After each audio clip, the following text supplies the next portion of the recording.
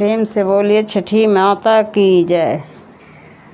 चरही घट के पोखरिया जला उमड़ाला जाय, दूध उमड़ाला जाय। होहु ना दुलर तो बाबू तैयारिया, चलहु आर्गा देलाय, चलहु आर्गा देलाय।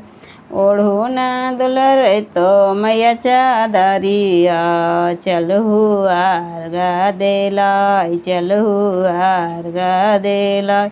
सांझ अरग हमें देबो, भोरे मांगावैया शीस, भोरे मांगावैया शीस।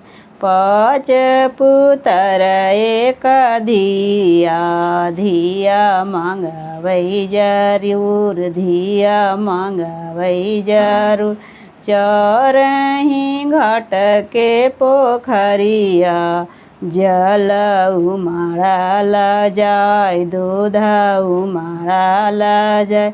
होहु न सभे भय तैयारिया, चलहु आर्गा देलाय, चलहु आर्गा देलाय।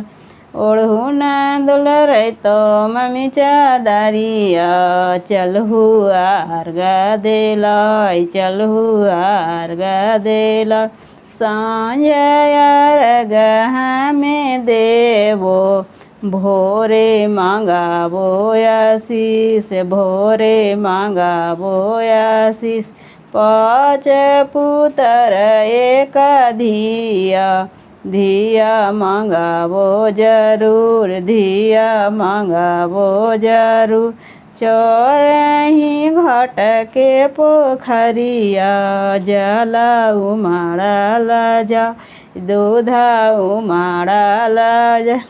होहु ना सभे बाबू तैयारिया, चलहु आर्गा देलाय, चलहु आर्गा देलाय। सांझ के रग हमें देबो, भोरे मांगाबो आशीष। ओढ़ू ना दुलर तो मैया चादरिया, चलहु आर्गा देलाय, चलहु आर्गा देलाय। सांझ अरग हमें देबो, भोरे मांगाबो आशीष, भोरे मांगाबो आशीष। पाँच पुतर एक धिया, धिया मांगाबो जरूर, धिया मांगाबो जरूर। चरही घाट के पोखरिया जल उमड़ाला जाय, दूध उमड़ाला जाय। होहु ना दुलर तो बेटी तैयारिया, चलहु आर्गा देलाय, चलहु आर्गा देलाय। ओढ़ू ना दुलर तो मम्मी चादरिया, चलहु आर्गा देलाय, चलहु आर्गा देलाय। सांझ अरग हमें देबो, भोरे मांगाबो आशीष, भोरे मांगाबो आशीष। पाँच पुतर एक धिया, धिया मांगम जरूर, धिया मांगम जरूर। प्रेम से बोलिए छठी मैया की जय। मेरा वीडियो अच्छा लगा तो चैनल को ज़रूर से ज़रूर सब्सक्राइब